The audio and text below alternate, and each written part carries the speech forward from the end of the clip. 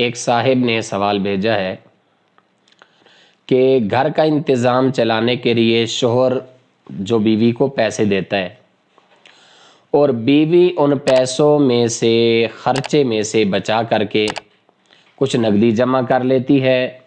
یا زیورات بنا لیتی ہے، تو بیوی کے انتقال کے بعد یہ زیورات اور یہ نقدی شوہر کی ہوگی یا نہیں ہوگی؟ تو بات یہ ہے کہ اگر شوہر نے رقم دیتے ہوئے گھر کا انتظام چلانے کے لیے جو شوہر نے پیسے دیے ہیں اور ساتھ اس نے اگر یہ بھی کہا ہو کہ اس میں سے جو بچ کے وہ آپ کے، تو پھر بیوی ان پیسوں میں سے بچا کر کے جو زیورات خریدے گی تو وہ بیوی ہی کی ملکیت ہوں گے